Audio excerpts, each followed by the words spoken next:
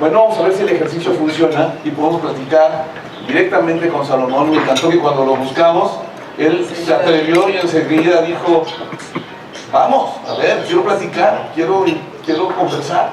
Voy a preguntarte, la primera yo creo que así abierta y directa, ¿por qué quieres ser jefe de gobierno de la Ciudad de México? Eso es un reto enorme, ¿no? Mucha responsabilidad ahí. Claro que sí. Mira, yo amo profundamente a esta ciudad. En esta ciudad se construyeron mis abuelos, mis padres, nosotros, mis hijas. Amo esta ciudad. Y sé también que esta ciudad es fantástica, maravillosa. Qué duda cabe que es una ciudad en donde se camina, se respira, se come, hay historia, hay cultura. Pero también, qué duda cabe, y hay que decirlo con seriedad, es una ciudad que le duelen cosas. Es una ciudad donde hay temas que nos preocupan y nos ocupan. Y sobre esos temas, sobre los que hay que impactar, hay que cambiar, hay que volver a replantearnos nuestro futuro, sobre esos temas tengo 20 años de experiencia como servidor público, dando resultados siempre. Tengo la experiencia y la capacidad, y sobre todo tengo las propuestas concretas y sé cómo se tienen que llevar a cabo para poder tener una mejor ciudad. Sé cómo hacerlo, tengo los elementos para poder hacerlo, y por eso me estoy aventando a jefe de gobierno, y voy a ser jefe de gobierno.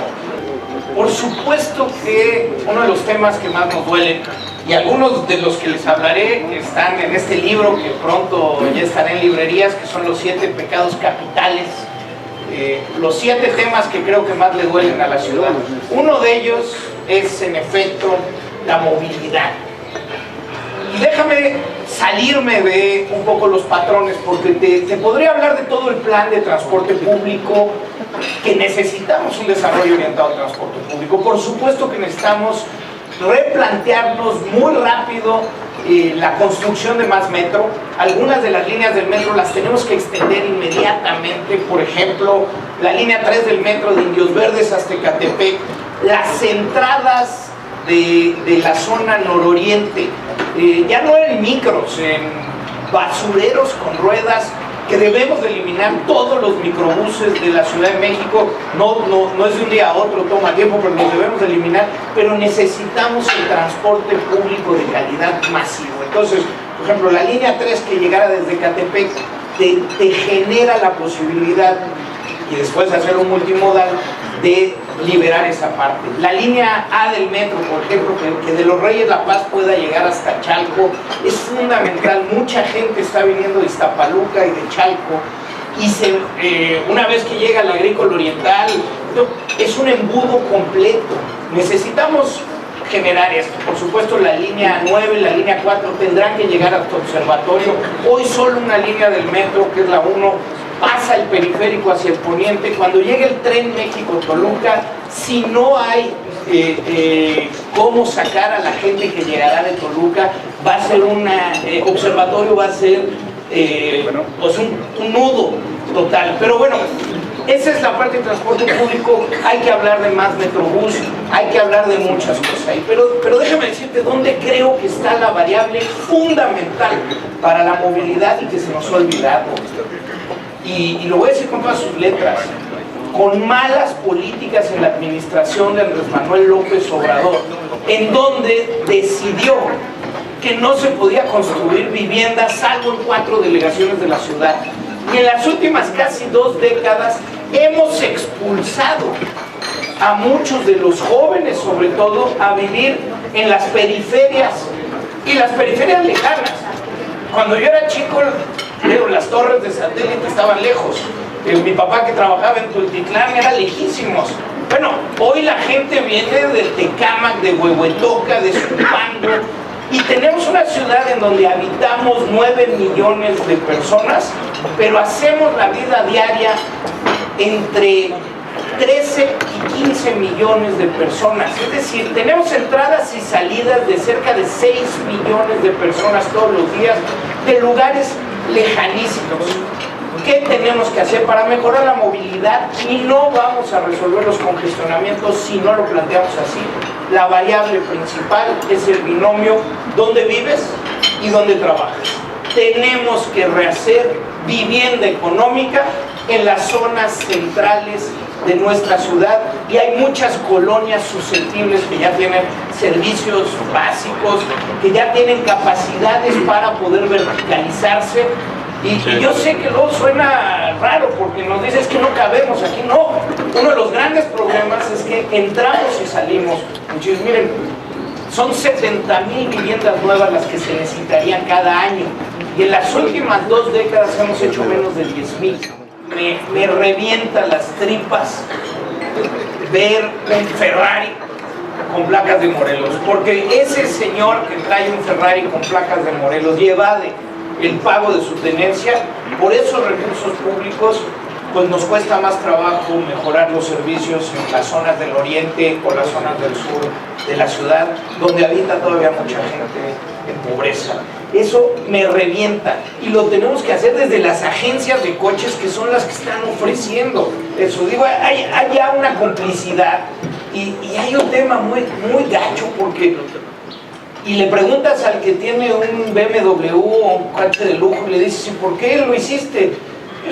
Te da 2 cosas, ¿no? Una es la justificación, como para no sentirse que estás fallando. Te dicen, pues igual, ¿para qué doy el dinero? Pues igual se lo van a robar, ¿no? Ese es siempre el pretexto para evadir el pago de tus responsabilidades. Pero la otra es que se ha permitido. Entonces, aquí tenemos que llegar a un acuerdo con las entidades vecinas. Es decir, no puede ser que Morelos esté permitiendo esto, ¿no? Lo que en otros países se conoce como la muerte civil, que quiere decir servidor público que sea sorprendido y comprobado un acto de corrupción, no puede volver a trabajar nunca en el gobierno.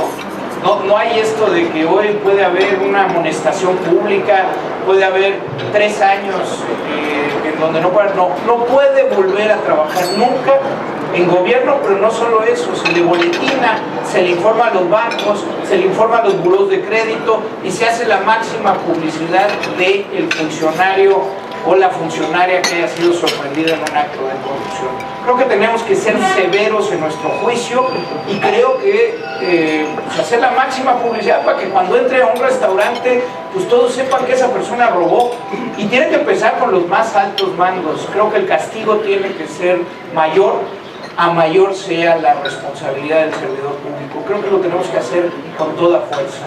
Y yo no tengo la menor duda, y además lo puedo decir porque a mí sí me pueden pasar por los rayos X de la honestidad, que revisen cada uno de mis cuentas, cada uno de mis pesos, y desde el ejemplo, con una postura firme de no tolerar un solo incidente de corrupción y dando el mayor de los castigos, pues creo que podemos ir avanzando.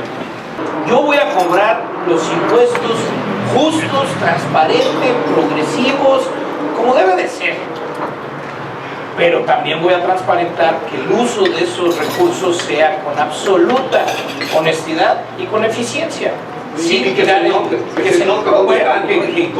tu dinero y tus impuestos se vean, por supuesto, pero ojo, que se vea, pero entendiendo que somos un país y una ciudad profundamente desigual.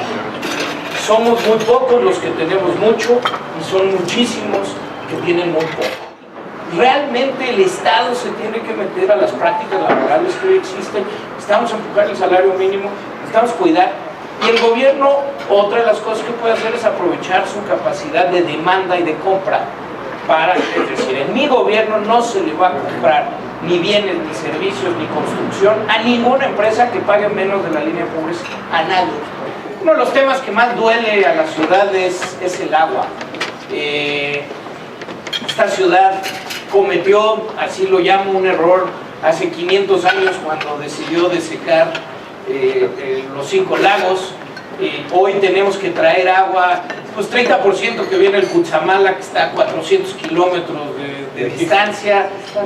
Las excavaciones profundas para sacar agua, lo que cuesta eso en materia de energía, los mantos acuíferos los hemos sobreexplotado, pero dentro de varias de las cosas que menciono hay un tema para darle agua a Iztapalapa y en general al oriente de la ciudad, en donde muchas casas, no nada más en Iztapalapa, en Iztacalco, en Venustiano Carranza, Gustavo Amadero, y es más, me atrevería a decir, en gran parte de las colonias de la ciudad. O sea, tú te vas a lugares en Tláhuac, que ahí está la recarga de los mantos acuíferos o en Milpalta, igual les falta agua.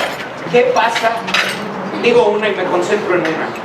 Perdemos el 40% de todo el agua que entra a las redes hídricas. Por eso digo, el tema fiscal lo tenemos que platicar en serio. El predial de nuestra ciudad está mal calculado. Y yo sé que hay algunos que pagan muchos, pero hay otras cosas que pagan muy poco. Digo, ya vamos a luego preguntar cuánto paga la torre latinoamericana, pues no paga nada de predial y tiene un valor comercial muy importante. Tenemos que hablar de fiscalidad con seriedad y al mismo tiempo nos tenemos que comprometer al dinero que entra a las arcas de gobierno, manejarlo con transparencia y con eficiencia.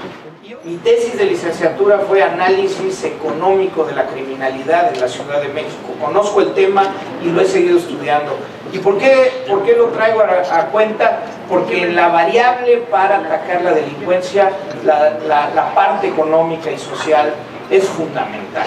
Esto que tú decías, Félix, no estoy diciendo, y ojo, porque no quiere decir que quien es pobre va a delinquir.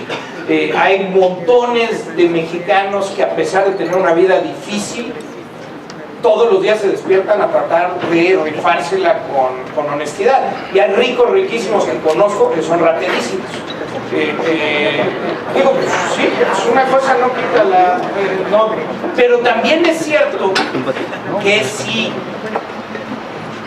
no puedes llevar el sustento mínimo para tus hijos y ves que el vecino delinque y no le pasa nada, pues puedes empezar a pensar en otras posibilidades. Primero, tal vez la informalidad, pero si no la parte... Entonces, tenemos que entrarle de lleno a la parte de redistribución del ingreso y que esta ciudad sea una ciudad más igualitaria. Se hace con inversión, con mucha inversión, eso genera los empleos, pero también se hace con un Estado que coadyuve para que la riqueza que se genere se distribuya de mejor forma. Una, vía impuestos e inversión, y la otra, vía una política salarial y de cuidado a lo laboral importante.